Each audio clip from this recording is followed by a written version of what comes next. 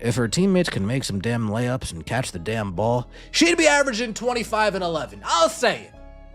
If they could catch the damn ball and make their damn lay. Picture yourself at the summit of a multi-billion-dollar sports league, only to witness every carefully designed storyline you've spent decades creating get transformed in the span of one season.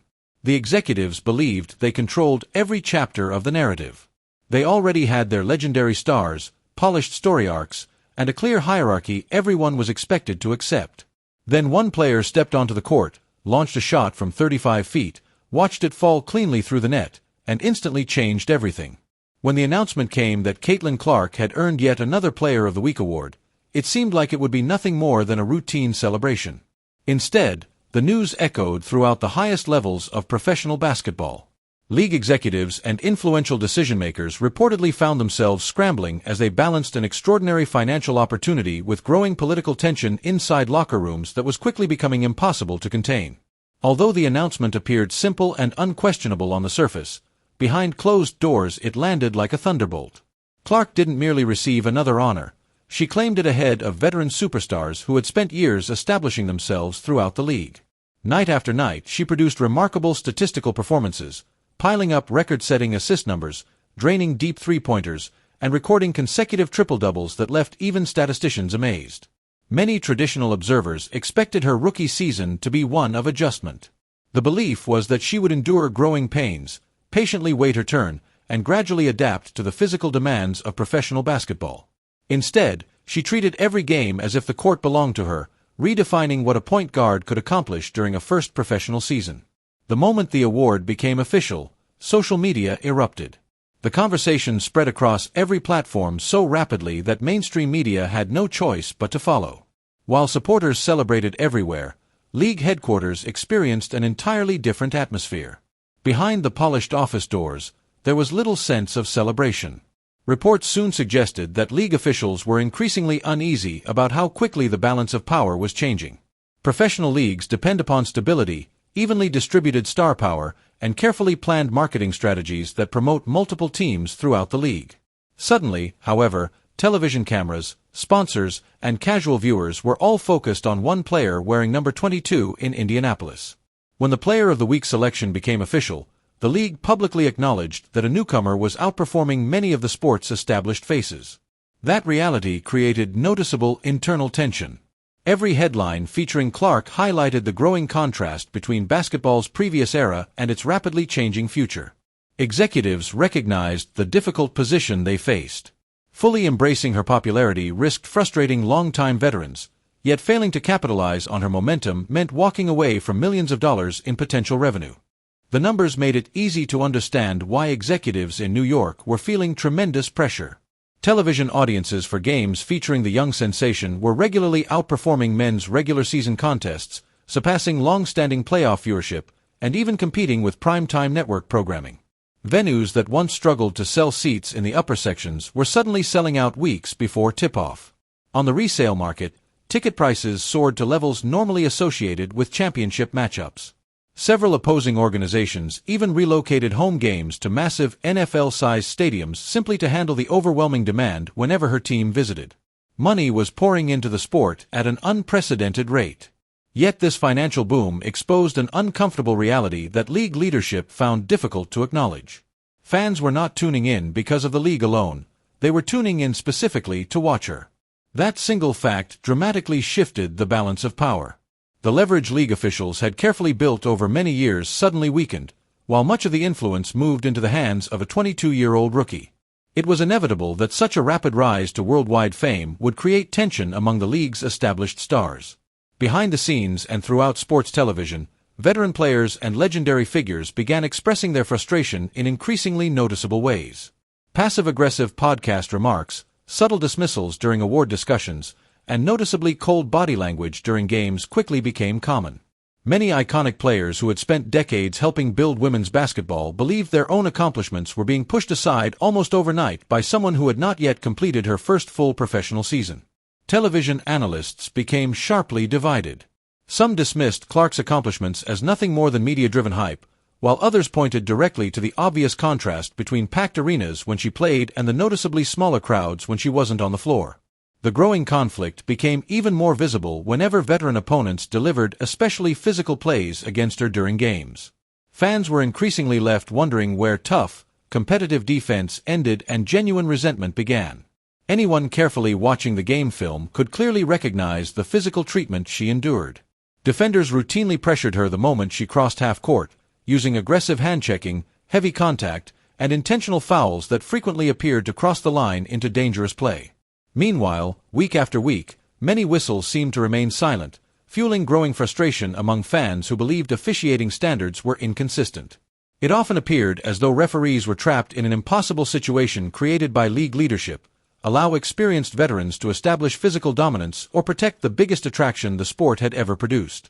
Game broadcasts repeatedly showed Clark getting knocked to the floor, standing back up, shaking off another hard hit, and immediately responding by knocking down another remarkable shot directly over a defender.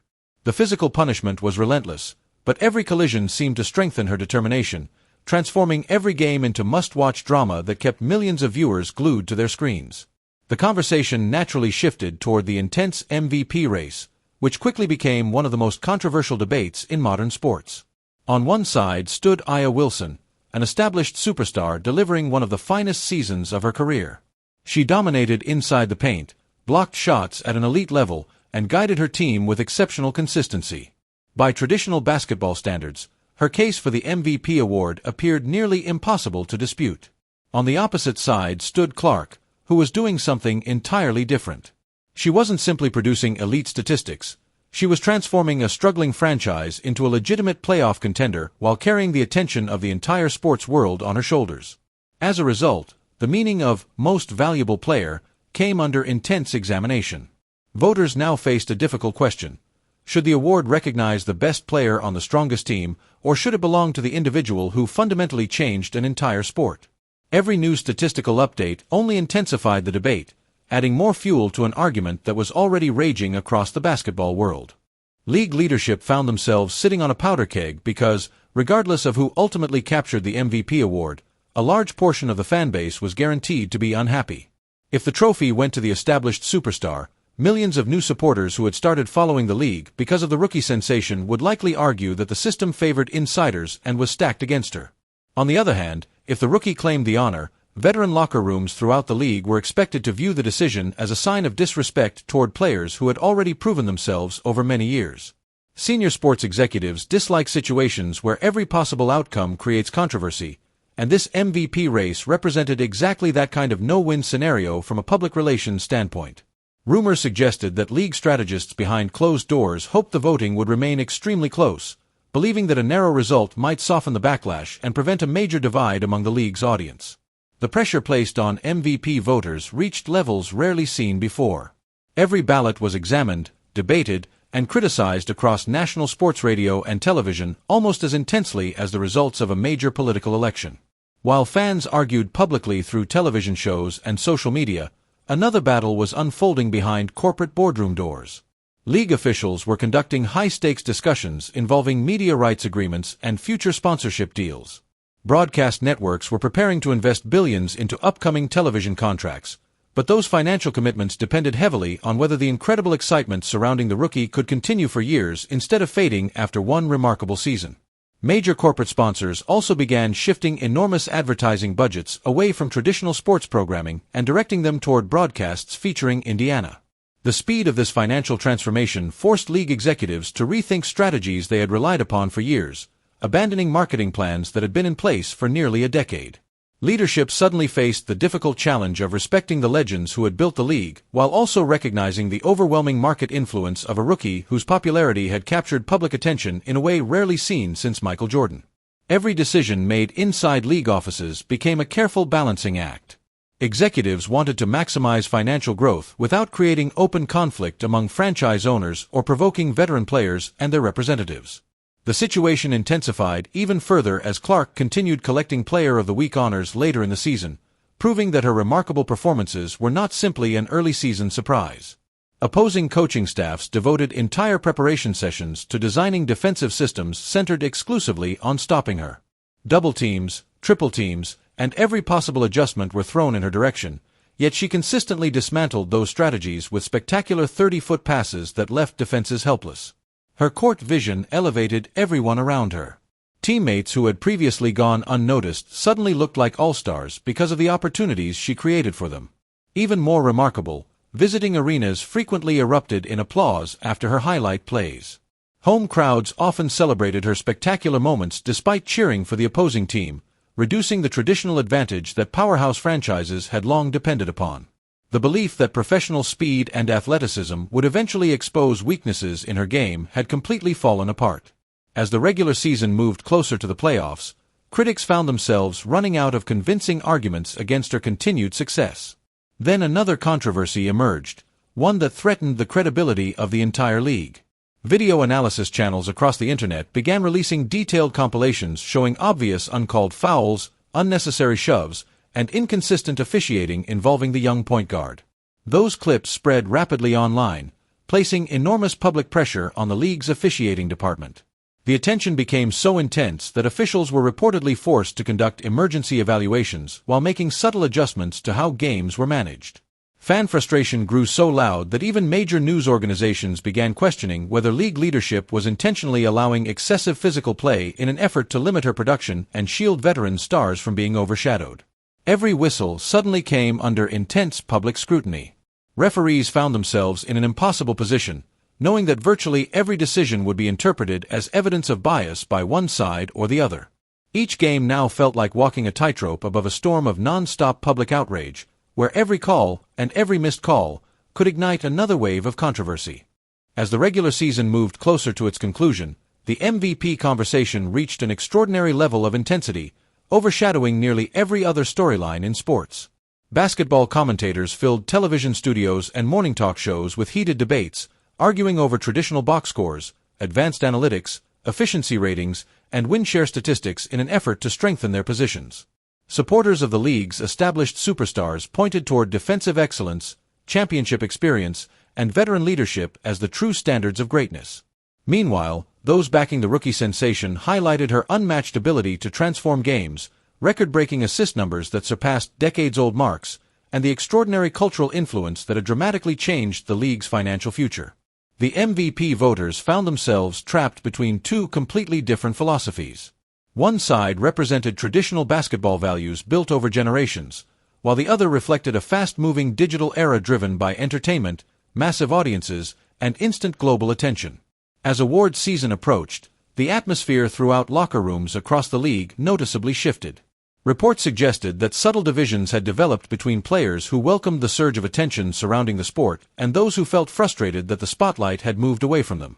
Even inside her own organization, Clark faced the delicate challenge of maintaining strong team chemistry. During every interview, she consistently praised her teammates and emphasized their contributions, carefully making sure the group remained united despite the enormous individual attention focused on her. Her composure with the media was tested repeatedly. Reporters continued asking questions designed to provoke public disagreements with veteran players and critics, hoping to create headlines and fuel controversy. Yet throughout it all, she remained remarkably calm. Rather than responding verbally, she continued letting her performances speak for themselves. While the outside noise grew louder with every passing week, her focus on the court never appeared to waver. Every pinpoint assist, every deep pull-up jumper, and every victory served as another response to those who insisted she would struggle once the pressure intensified. Eventually, league executives were forced to confront an undeniable reality. They no longer had complete control over the story surrounding their own product. The fans had taken ownership of the conversation. Through social media engagement, record-breaking ticket sales, and unprecedented television viewership, audiences were deciding for themselves what they wanted to watch. The traditional gatekeepers could attempt to shape media narratives, influence coverage, oversee officiating, or preserve long-standing hierarchies, but they could not stop the overwhelming wave of public interest that continued growing around Clark. Those Player of the Week awards represented much more than individual achievements. They became visible markers of a much larger transformation that permanently changed the business side of professional basketball. The league was no longer operating as a niche sports property. It was evolving into a mainstream cultural phenomenon that demanded prime-time attention and national recognition. When the regular season finally came to an end and the final MVP ballots had been submitted, one conclusion stood above everything else. Basketball would never return to what it had been before number 22 stepped onto a professional court. League executives had no choice but to adapt to an entirely different financial and cultural landscape, where talent, popularity, and public demand reshaped the rules that had governed the sport for years. The ongoing battle between tradition and change had produced one of the most dramatic, widely watched, and emotionally charged seasons basketball had ever experienced. Yet with the playoffs approaching and the championship hanging in the balance, one enormous question still remained. Would the league's long-time establishment succeed in holding onto its influence over the sport's future? Or had a 22-year-old rookie permanently broken through those barriers and claimed the throne for herself?